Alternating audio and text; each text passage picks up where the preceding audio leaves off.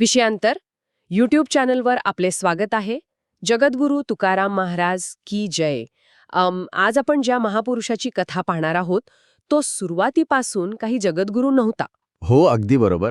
कारण बऱ्याचदा कसं होतं, जेव्हा आपण संतांचा इतिहास सांगतो ना, तेव्हा त्यांना थेट एका देव्हाऱ्यात बसून त्यांची गोष्ट सुरू केली जाते. खरंय, म्हणजे त्यांच्या डोक्यावर एक वलय असतं आधीपासूनच. हो ना. आणि ते जणू काही सर्वज्ञानी म्हणूनच जन्माला आले होते असं चित्र उभं केलं जातं. पण आजच्या या सखोल चर्चेत आपण ते वलय बाजूला ठेवणार आहोत. नक्कीच. कारण ज्या माणसाने वयाच्या अवघ्या 30व्या वर्षाच्या आत आपले आई-वडील, स्वतःची पत्नी, लहान मुलगा आणि संपूर्ण संपत्ती गमावली, ज्याने स्वतःचा व्यापार आणि समाजातली प्रतिष्ठा डोळ्यांदेखत राख होताना पाहिली, तो माणूस कसा घडला याचा हा प्रवास आहे. हो, आणि कोणत्याही महाकाव्याची सुरुवात ना संघर्षाशिवाय होऊच शकत नाही. अगदी. आणि महापुरुष हे काही शून्यातून अचानक निर्माण होत नाहीत. ते त्यांच्या सभोवतालच्या वास्तवाचे, त्या काळातील राजकीय आणि सामाजिक उलथापालथीचे थेट प्रॉडक्ट असतात. आजच्या चर्चेत आपण तुकोबांच्या जीवनातील ज्या घटना पाहणार आहोत त्या केवळ वैयक्तिक शोकांतिका नव्हत्या. त्यामागे तत्कालीन महाराष्ट्राची ढासळलेली अर्थव्यवस्था आणि पूर्णपणे कोलमडलेली राजकीय व्यवस्था कारणीभूत होती. म्हणजे ती एक संपूर्ण सिस्टम फेल्युअर होती. अगदी तसंच. आणि आपण त्यांचे जे अभंग आज उलगडणार आहोत ते केवळ देवळात म्हणायचे भक्तिगीत नाहीत. अच्छा. हो, ते अभंग म्हणजे 17व्या शतकातील महाराष्ट्राचे अत्यंत भेदक राजकीय आणि सामाजिक विश्लेषण करणारे जिवंत पुरावे आहेत. म्हणजे एक प्रकारचं ते तत्कालीन इन्व्हेस्टिगेटिव्ह जर्नलिझम आहे असं आपण म्हणू शकतो. वा, मला हे इन्व्हेस्टिगेटिव्ह जर्नलिझम असलेलं रूप जास्त समजून घ्यायला नक्की आवडेल. हो, नक्कीच पाहूया आपण. कारण कसं आहे, दुःखाची खोली किती होती हे समजून घ्यायचं असेल तर आधी सुखाची उंची पाहावी लागते. अगदी बरोबर बोललात. तुकोबांच्या वाट्याला जे महाभयंकर दुःख आलं ते समजण्यापूर्वी त्यांच्या कुटुंबाची पार्श्वभूमी पाहणं खूप रंजक आहे.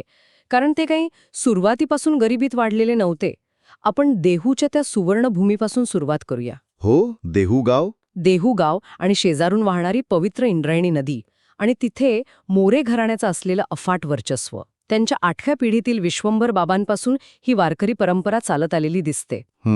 घरात पिढ्यानपिढ्या चालत आलेली विठ्ठलभक्ती तर होतीच, पण त्याहीपेक्षा मोठी गोष्ट म्हणजे या घराण्याकडे देहू गावाची महाजनकी होती. बरोबर, महाजनकी.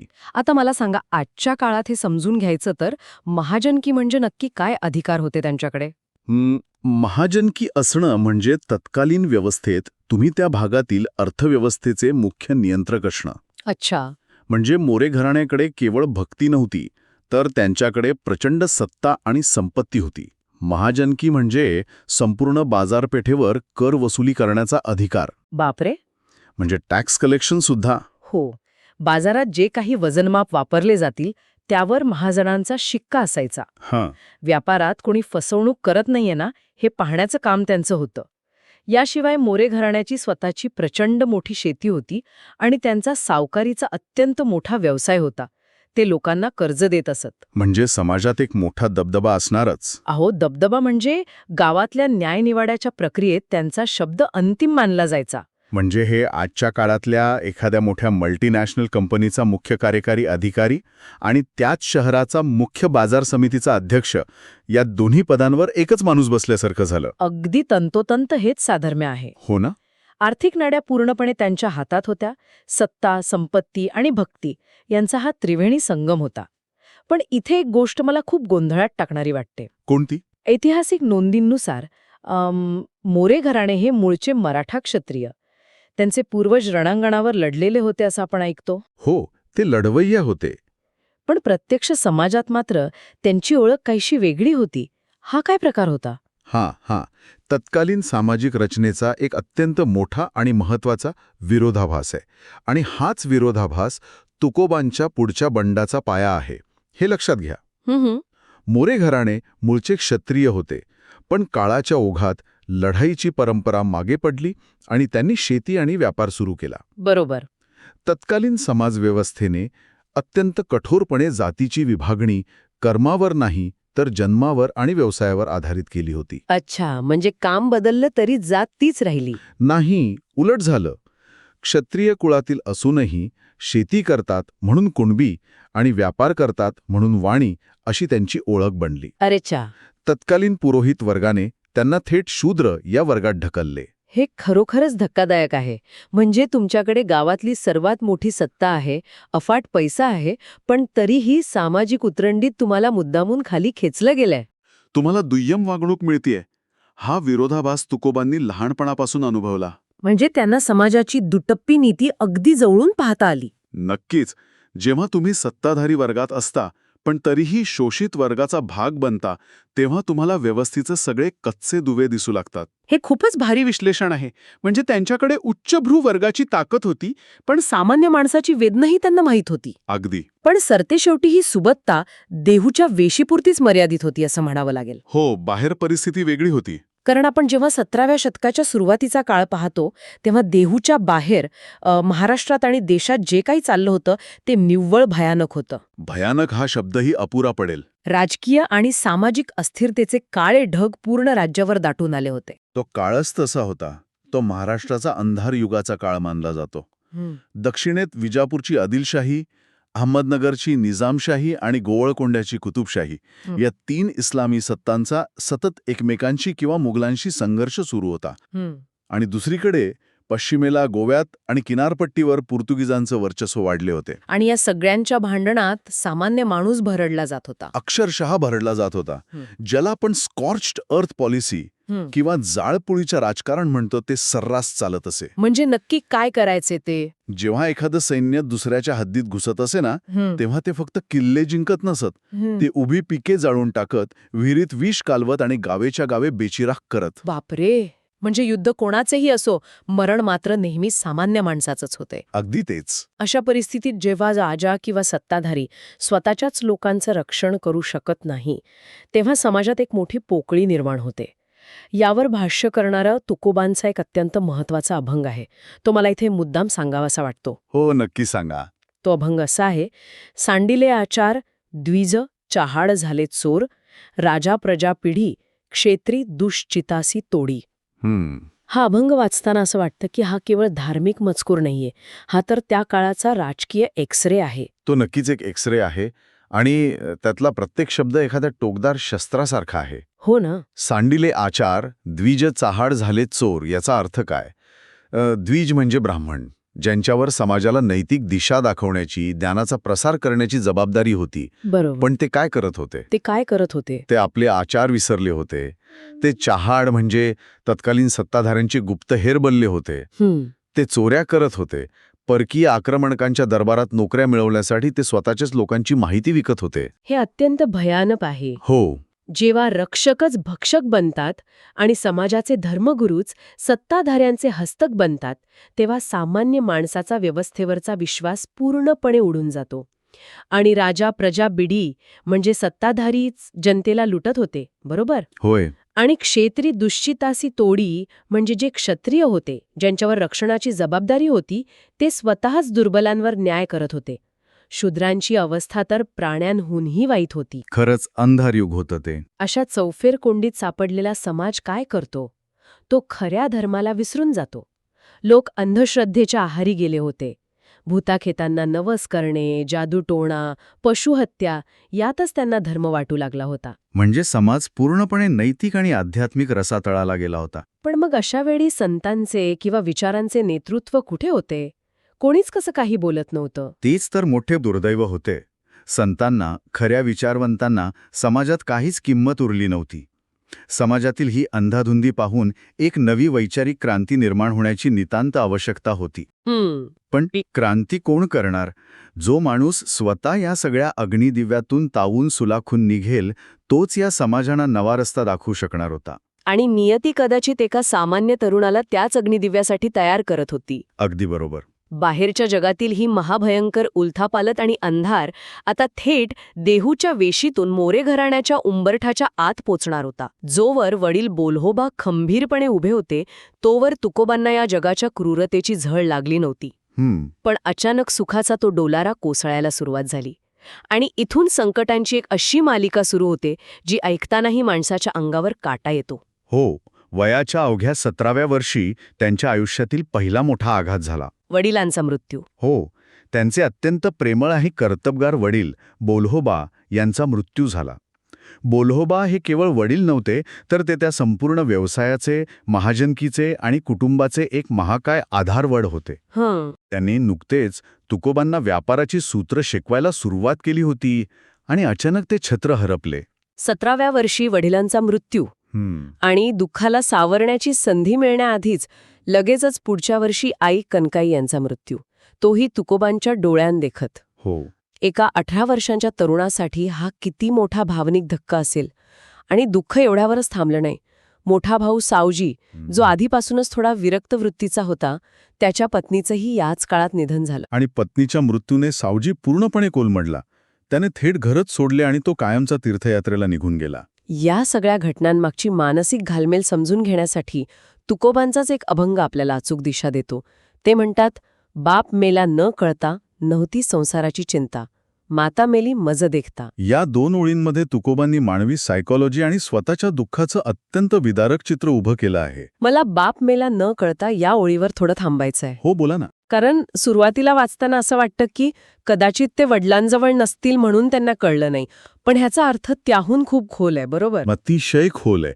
न कळता याचा अर्थ माहिती नसताना असा होत नाही. याचा अर्थ असा आहे की जोपर्यंत वडील जिवंत होते तोपर्यंत तुकोबांना संसाराची, जबाबदाऱ्यांची आणि जगाच्या क्रूरतेची कोणतीही झळ लागली नव्हती. म्हणजे त्यांना व्यवहार शून्य होता. हो, व्यावहारिक जग किती भयानक असते हे त्यांना कळलेच नव्हते. वडिलांनी त्यांना सर्व संकटांपासून ढाल बनून वाचवले होते. त्यामुळे वडिलांचा मृत्यू हा केवळ एका व्यक्तीचा मृत्यू नव्हता, तर ती त्यांच्या सुरक्षित विश्वाची समाप्ती होती. आणि लगेच पुढची ओळ, माता मेली मज देखता. म्हणजे वडिलांच्या मृत्यूच्या वेळी जे न समजलेले दुःख होते ते आईच्या मृत्यूच्या वेळी त्यांच्या डोळ्यांसमोर उभे राहिले. होय. आणि विचार करा, मोठ्या भावाने घर सोडल्यावर या 18 वर्षांच्या मुलावर काय जबाबदारी आली? घरातल्या स्त्रिया, लहान भाऊवंड, स्वतःची पत्नी, शेती, सावकारी आणि देहूची महाजनकी. बाप रे. ज्या वयात आजची मुले कॉलेजमध्ये जाऊन फक्त स्वतःच्या भविष्याची स्वप्न पाहतात, त्या वयात या तरुणावर एका मोठ्या साम्राज्याला सावरण्याची जबाबदारी येऊन पडली होती. आणि हे साम्राज्य चालवणं सोपं नव्हतं, कारण राजकीय परिस्थिती आधीच उद्ध्वस्त झालेली होती. बरोबर. पण तरीही तुकोबांनी हिंमत हारली नाही. त्यांनी प्रपंच आणि व्यापार सावरण्याचा आटोकाट प्रयत्न केला.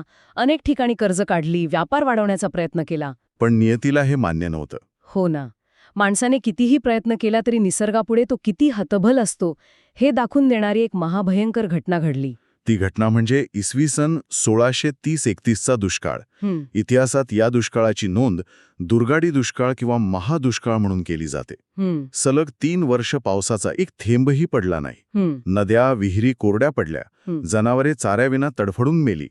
आणि जेव्हा शेतीच पूर्णपणे नष्ट झाली तेव्हा धान्याचे भाव अक्षरशः गगनाला भिडले. एका ऐतिहासिक नोंदीनुसार पायलीभर रत्नास पायलीभर उडीद मिळेनात अशी भीषण अवस्था होती. म्हणजे तुम्ही हिरेमोती दिले तरी तुम्हाला खायला मुठभर धान्य मिळत नव्हतं. हो, ही केवळ अन्नटंचाई नव्हती, तर हा एक पूर्णपणे इकॉनॉमिक कोलॅप्स होता. हा असा काळ होता जिथे माणुसकी पूर्णपणे संपली होती. अन्नावाचून माणसे रस्त्यावर पटापट मरून पडत होती. आणि ह्याच दुष्काळात तुकोबांच्या आयुष्यातील सर्वात मोठा वैयक्तिक आघात झाला. त्यांची पहिली पत्नी, हो, रखुमाबाई, जी दम्याची रुग्ण होती, ती अन्नावाचून तडफडून मरण पावली.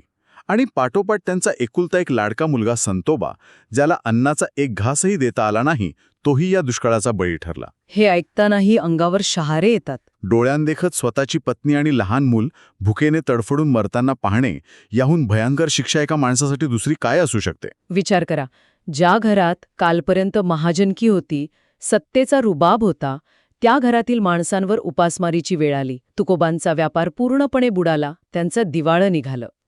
समाजातली ती मोठी प्रतिष्ठा धुळीस मिळाली. लोक त्यांना नावे ठेवू लागले. आणि या सगळ्या विध्वंसावर तुकोबांनी जे भाष्य केलंय ते मानवी मानसिकतेचा एक वेगळाच टप्पा दाखवतं. कोणता अभंग? ते म्हणतात, संसाराच्या नावे घालोनिया शून्य, वाढता हा पुण्यधर्म केला. वा. या अभंगात शून्य हा शब्द वापरण्यामागे खूप मोठे तत्वज्ञान दडले आहे. गणितात शून्याला खूप महत्त्व असते. कोणत्याही मोठ्या संख्येला शून्याने गुणले की उत्तर शून्यच येते. बरोबर. तुकोबांनी आपल्या ऐहिक सुखाला, आपल्या दुःखाला आणि आपल्या अहंकाराला शून्याने गुणले.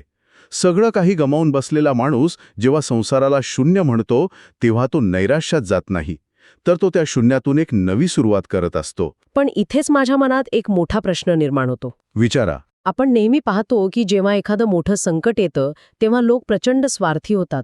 स्वतःचा जीव वाचवण्यासाठी दुसऱ्याला ओरबाडतात. याच दुष्काळात इतर सावकारांनी कृत्रिम टंचाई निर्माण केली होती. धान्याची साठेबाजी करून लोकांच्या असहाय्यतेचा फायदा घेत अफाट संपत्ती कमवली होती. हो, तो मानवी स्वभाव आहे. मग अशा वेळी स्वतःचे घर जळत असताना, स्वतःचे मूल भुकेने तडफडून मेलेले असताना तुकोबांनी असं काय केलं ज्यामुळे त्यांना आज आपण खऱ्या अर्थाने एक क्रांतिकारक किंवा सच्चा समाजवादी म्हणतो? हाच त्यांच्या आयुष्याचा टर्निंग पॉइंट आहे बघा. कसं काय? स्वतःचे मूल अन्नावाचून मेल्यानंतर एखादा सामान्य माणूस व्यवस्थेचा तिरस्कार करू लागला असता. पण तुकोबांनी काय केलं, दुष्काळ थोडा ओसरल्यावर घरात जे काही थोडेफार उरले-सुरले धान्य होते ते त्यांनी गरजूंना वाटून दिले. बापरे. आणि ह्याहूनही एक मोठी गोष्ट त्यांनी केली, जी संपूर्ण जगाच्या इतिहासात अत्यंत दुर्मिळ आहे. कोणती गोष्ट? त्यांच्या सावकारीच्या व्यवसायात लोकांकडून जे कर्ज येणे होते, ज्याला आपण खतपत्रे किंवा डेट बॉन्ड्स म्हणतो, अच्छा. ती सगळी खतपत्रे त्यांनी काढली. स्वतःचा लहान भाऊ कानोबा याच्यासोबत त्यांनी या संपत्तीची वाटणी केली आणि स्वतःच्या वाट्याला आलेली निम्मी खतपत्रे त्यांनी इंद्रायणी नदीच्या डोहात बुडवली. काय सांगता? हे अनाकलनीय आहे. म्हणजे जेव्हा तुमचा स्वतःचा व्यापार पूर्णपणे बुडालेला आहे, भविष्यात कधीतरी ती कर्जाची रक्कम वसूल करून पुन्हा श्रीमंत होण्याची, स्वतःचं आयुष्य सावरण्याची एक मोठी संधी तुमच्याकडे असताना तुम्ही ती सगळी खतपत्रे बुडवता. होय. त्यांनी केवळ कागदपत्रे बुडवली नाहीत, तर त्यांनी त्या सर्व गरीब शेतकऱ्यांना आणि लोकांना कायमचं कर्जमुक्त केलं. हा विचार करा. अंगावर काटा येतो हे ऐकून. ज्या समाजाने त्यांना त्यांच्या वाईट काळात नावे ठेवली, ज्यांच्यामुळे त्यांच्या पत्नीला आणि मुलाला अन्न मिळू शकले नाही, त्याच समाजातील दीनदुबळ्यांसाठी त्यांनी स्वतःची उरली-सुरली संपत्ती आणि भविष्यातील आशा पाण्यात बुडवली. त्यांनी स्वतःला शून्य करून समाजाला आधार दिला. अगदी हेच. हा खरोखरच एक सर्वोच्च त्याग आहे. जेव्हा एखाद्या माणसाचे सर्वस्व हिरावून घेतले जाते तेव्हा एकतर तो माणूस पूर्णपणे वेडा होतो किंवा तो समाजाचा सूड घेण्याचा प्रयत्न करतो. पण तुकोबांच्या बाबतीत घडलेली ही प्रक्रिया पूर्णपणे उलटी होती. जेव्हा माणूस आतून पूर्णपणे रिकामा होतो, त्याला गमावण्यासारखं काहीच उरत नाही, तेव्हा तो स्वतःच्या अस्तित्वाच्या भिंती पाडून विश्व कवेत घ्यायला तयार होतो. अगदी बरोबर. आपण ज्याला दुःख म्हणतो ते दुःख त्यांच्यासाठी प्रखर वैराग्य बनले. या दुःखाने त्यांना व्यवस्थेचे, जातीभेदाचे आणि मानवी स्वभावाचं सत्य अगदी जवळून दाखवले. आणि याच अनुभवातून त्यांच्या लेखणीत ती ताकद आली, ज्याने पुढे जाऊन तत्कालीन दांभिक धर्मव्यवस्थेला हादरा दिला. खऱ्या अर्थाने या दुःखाच्या मुशीतूनच तुका झालासे कळस या महाकाव्याचा पाया रचला गेला. आजच्या या चर्चेतून एक गोष्ट अत्यंत स्पष्टपणे समोर येते की संत तुकाराम महाराजांचा प्रवास हा केवळ एका भक्ताचा प्रवास नाहीये. नक्कीच नाही. हा एका अशा माणसाचा प्रवास आहे ज्याने तत्कालीन राजकीय आणि धार्मिक अंधार स्वतः अनुभवला. उण्यापुऱ्या वयात मातापित्यांचा मृत्यू पाहिला आणि भयंकर दुष्काळात स्वतःच्या जीवाभावाच्या माणसांना गमावले. पण या सर्व दुःखांनी त्यांना तोडले नाही, तर आतून अधिक प्रगल्भ केले. हो. श्रोत्यांसाठी आजची ही सखोल चर्चा थांबवताना मला याच विचारावर एक प्रश्न नक्कीच सोडून द्यावासा वाटतो. आज आपण पाहिलं की एका माणसाने सगळं काही गमावलं. पण जेव्हा असं घडतं तेव्हा स्वतःचं घर जळत असताना संपूर्ण जगाला प्रेमाची, सांत्वनाची आणि न्यायाची सावली देण्याचा निर्णय तुकोबांसारखा माणूस कसा घेऊ शकतो? त्यांच्या हात असं कोणतं स्थित्यांतर घडलं असेल? हा खूप मोठा प्रश्न आहे. हो ना. या प्रश्नाचं उत्तर त्यांच्या पुढील प्रवासात आणि त्यांनी अनुभवलेल्या साक्षात्काराच्या प्रक्रियेत दडले आहे. तो प्रवास, तो शोध आपण नक्कीच पुढे घ्यायला हवा.